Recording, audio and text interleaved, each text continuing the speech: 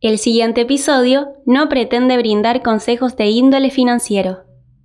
El mercado asiático y una de las caídas más grandes en este último tiempo. Estados Unidos a eso le suma datos no muy alentadores de su propia economía. Si querés saber qué pasó el lunes 5 de agosto y por qué todo estaba en color rojo, quédate en este episodio. El lunes 5 de agosto el pánico se apoderó del mercado y las bolsas de todo el mundo casi se derrumban. Todo esto se dio, entre muchas otras cosas, debido a un pánico por parte de los inversores a una posible recesión económica en los Estados Unidos de América. Las causas para este tipo de caídas o eventos en los mercados rara vez son únicas, a excepciones de, por ejemplo, casos como el coronavirus o las crisis del 2008. En este caso, si buscamos identificar la causa de la caída del lunes 5 de agosto, no vamos a encontrar una sola, sino que vamos a llegar a la conclusión de que la caída y el pánico fue algo multicausal. El primer dato que vamos a traer de la mesa, y más adelante vamos a profundizar, es la tasa de desempleo estadounidense. La tasa de desempleo estadounidense en julio subió más de lo esperado, a un 4,3%. Esto puso en alerta a los inversores, quienes están observando bajo lupa intensamente los datos cuidadosos de la economía estadounidense. Este dato de la tasa de desempleo a un 4,3% no se veía desde octubre de 2021. El sorprendente dato de la tasa de desempleo por parte de los Estados Unidos, sumado a ciertos datos propios de su economía no muy alentadores, llevaron a un escenario especulativo en donde la Fed podría achicar las tasas de intereses, admitiendo así su acción retardada en relajar la política monetaria. Si me permiten ir a los datos, debemos mencionar que el mercado tecnológico profundizó su caída drásticamente. Empresas como Nvidia, Apple, Tesla y otras más cayeron un 7% en las operaciones previas a la apertura del mercado. Los fabricantes de chips, como Intel, también se desplomaron. Hey, antes de seguir, si nos estás escuchando en Spotify, no te olvides de seguirnos y calificarnos. Y si nos estás viendo desde YouTube, no te olvides de suscribirte, darle like y seguirnos en nuestras redes sociales. En las bolsas asiáticas, la caída de los índices fue mucho más abrupta. Ahora vamos a ver por qué hablamos del mercado asiático puntualmente. Tokio se desplomó. El Nikkei 225, su principal índice, ya había caído un 5,8% el viernes y además perdió un 12,4% el lunes para cerrar en números bastante rojos. Para tomar dimensión de lo drástico que eran estos números y de la real pérdida de valor de estos activos, debemos mencionar que el Nikkei, por ejemplo, batió su récord de pérdidas que se remontaba al desplome bursátil de octubre de 1987. Hace realmente mucho tiempo, un índice tan importante para el mercado asiático como el Nikkei 225 no sufría una performance de estas características. Por otro lado, el índice Topix cayó por su parte un 12,23%, y así podríamos seguir. Todo esto lo mencionamos ya que según muchos expertos, el desencadenante inmediato de esta aversión al riesgo por parte de los inversores fue la inesperada subida de tasas de intereses del Banco Central de Japón que se dio el miércoles pasado al lunes 5 de agosto. Decimos aversión al riesgo ya que muchos inversores buscaron refugio en deuda pública y en el franco suizo.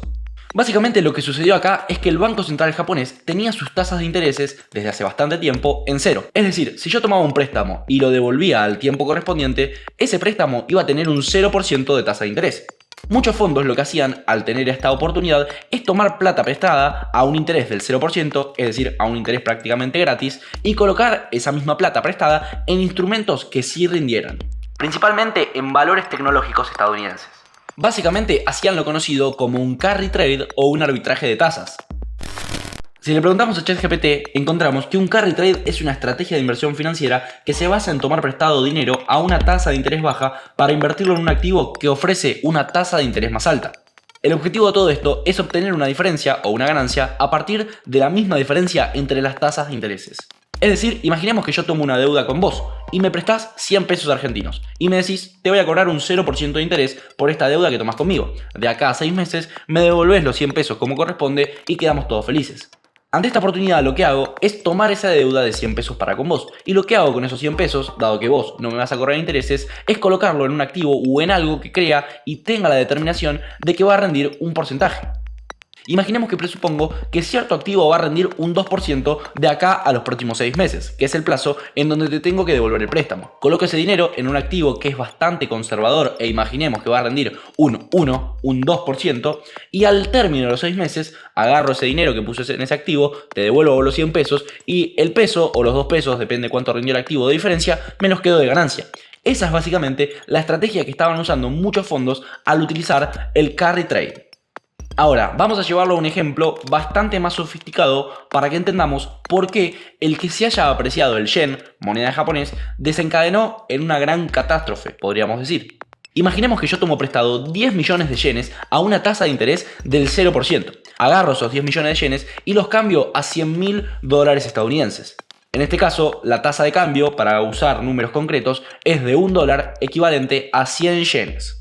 Imaginemos que conozco una inversión que rinde el 8% anual. Agarro esos $100.000 que surgieron de la deuda que tomé de 10 millones de yenes a una tasa de interés del 0% y los coloco en un activo que, por ejemplo, va a rendir el 8% anual. Es decir, de acá a un año, esos $100.000 se van a convertir en $108.000. Si el tipo de cambio, escuchen bien, si el tipo de cambio entre yenes y dólares se mantiene estable, a fin de año yo voy a obtener esos $108.000 y los voy a cambiar por 10.800.000 yenes. Así, a fin de cuentas, cuando termine este préstamo de un año en el cual la tasa de interés era 100%, voy a devolver esos 10 millones de yenes y me voy a quedar con 800.000 yenes de ganancias o $8.000. La estrategia parece perfecta y bastante limpia, sencilla. Ahora, ¿qué pasa si en ese año, en donde yo pedí el préstamo en yenes, esos yenes lo cambié por dólares y esos dólares los puse a rendir en un instrumento financiero, el yen en todo este transcurso se aprecia respecto al dólar? Cuando hablamos de que el yen, por ejemplo, en este transcurso se aprecia, es que sube su valor respecto al dólar. Por ejemplo, nosotros partimos de una tasa de cambio, en este ejemplo, de que $1 equivale a 100 yenes. Imaginemos que $1 ahora equivale a 75 yenes. El yen se apreció. Lo que ocurre en este caso, no tan favorable para el inversor, en donde el yen en el medio de todo este año se revalorizó o se fortaleció en comparación al dólar, es que a fin de cuentas cuando el inversor a fin de año reciba esos $108.000 que obtuvo en base a la deuda que tomó y a los $8.000 de ganancia que obtuvo al poner a rendir esa plata en un activo financiero, es que cuando quiera volver a los yenes con esos $108.000 no va a poder comprar la misma cantidad de yenes que compró en un principio y va a tener que devolver un préstamo que estaba valuado en yenes, en 10 millones de yenes para ser exactos. Pero ¿qué pasa? Antes, cuando el inversor tomó ese préstamo, $100.000 equivalían a 10 millones de yenes. Ahora ya no más. Ahora, para devolver ese préstamo de 10 millones de yenes, por ejemplo, necesitas $125.000. Todo este escenario y toda la estrategia por parte del inversor se arruinó simplemente porque el yen se apreció. Dejando la explicación de lo que es un carry trade de lado y de lo que conlleva que en el medio de un carry trade una moneda particular se aprecie respecto a otra, debemos volver a retomar de lo que veníamos hablando, el escenario en el que se encontraba la bolsa asiática y sus tasas de intereses.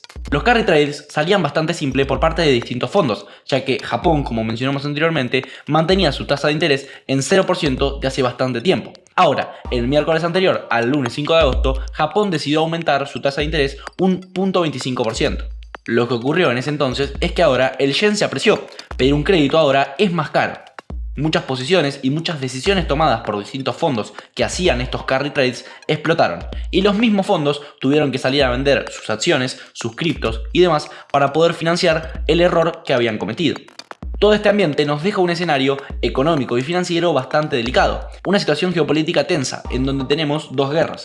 Sumado a eso, una economía estadounidense a la que se la mira de reojo, debido a que se teme de entrar en una posible recesión económica y además los datos no son muy alentadores. Se habla de que la Fed podría estar atrasada en cuanto a cortes de tasa de interés se refiere y además los datos de desempleo de julio dieron más altos de lo esperado. Si le sumamos a todo eso lo que ocurrió con Japón después que el Banco Central japonés subiese sus tasas de intereses, todo convulsionó. Ante este escenario, muchos bancos importantes salieron a dar sus predicciones. Por ejemplo, el JP Morgan aumentó a 35% sus posibilidades de que Estados Unidos entre en una recesión económica. Esto igualmente son solamente estimaciones de este banco.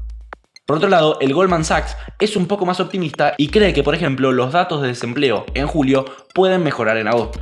Lo importante acá es que ya hubo rumores bastante fuertes de que la Reserva Federal se reúna para debatir si bajar o no drásticamente las tasas de interés. Un recorte en las tasas de intereses significaría que pedir dinero prestado es más barato, lo que activaría de alguna u otra forma la economía, que evitaría que entremos en una recesión económica por parte de los Estados Unidos. Finalmente, a pesar de todo este escenario que el lunes parecía caótico, debemos mencionar que no se sabe si al final fue un falso aviso o un aviso de todo lo que se vendrá. El post lunes negro al final no fue tan malo ni drástico. Por ejemplo, el Nikkei 225 recuperó bastante terreno en cuanto a lo perdido el mismo lunes y la semana anterior. Wall Street abrió en verde y el S&P 500 subió un 1,06%. Al final de la semana, la mayoría de los instrumentos recuperaron en gran parte lo perdido del día lunes y la semana anterior. Usualmente no solemos hablar de mercados en este espacio.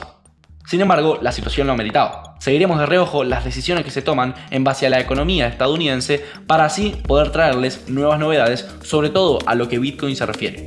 Hasta acá el episodio de hoy, les agradecemos por haberse quedado hasta el final, esperemos que se hayan informado lo suficiente para poder sacar sus propias conclusiones. Y les recordamos que la descentralización es inminente.